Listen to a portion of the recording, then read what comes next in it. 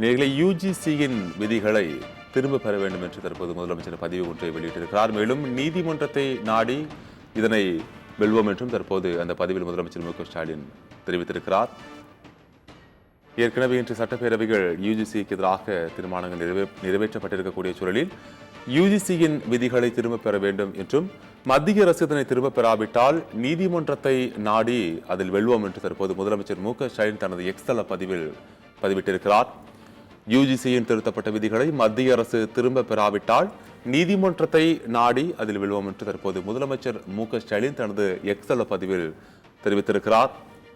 ஏற்கனவே யுஜிசியின் திருத்தப்பட்ட விதிகளுக்கு எதிராக தற்போது சட்டமன்றத்தில் தீர்மானமானது ஒருமனதாக நிறைவேற்றப்பட்டிருக்கக்கூடிய நிலையில் தற்போது இந்த பதிவை முதலமைச்சர் மு க ஸ்டாலின் வெளியிட்டிருக்கிறார். யுஜிசியின் விதிகளை திரும்ப பெற வலியுறுத்தி சட்டமன்றத்தில் தீர்மானம் நிறைவேற்றப்பட்டிருக்கக்கூடிய சூழலில் தற்போது இந்த பதிவை முதலமைச்சர் மு க ஸ்டாலின் பதிவிட்டிருக்கிறார்.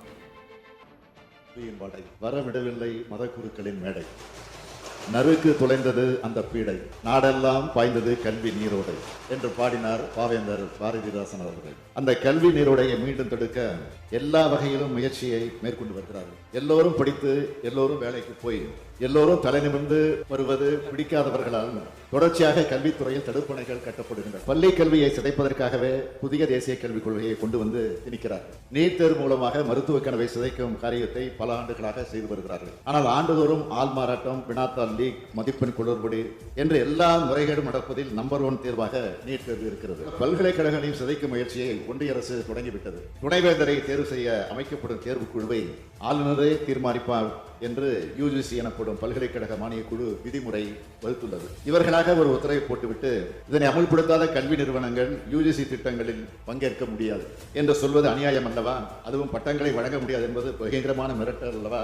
மாநில அரசுகள் தங்கள் வளத்தில், பொருளாதார பலத்தில் கட்டிய பல்கலைக்கழகங்கள் அபகரித்துக் கொள்கிற அக்கிரமமான முயற்சியாகவே இதனை கருத வேண்டியிருக்கிறது. மக்களால் தேர்ந்தெடுக்கப்பட்டவரிடம்தான் கல்வி தொடர்பான அதிகாரம் இருக்க வேண்டும். நியமன பதவிகளில் ஒரு சில ஆண்டுகள் இருந்துவிட்டு போய்விடக்கூடியவர்களுக்கு ஒரு மாநில மக்களின் அடிப்படை உணர்வை புரிந்து கொள்ள இயலாது. தலை சிறந்த கல்வி நிறுவனங்களை நாட்டிலேயே அதிக அளவில் கொண்டிருக்கும் தமிழ்நாடு நமது கல்வி நிறுவனங்களின் தன்னாட்சி பறிக்கப்படுவதை வேடிக்கை பார்த்துக் கொண்டு அமைதியாக இருக்காது. அப்படி இருக்கவும் முடியாது.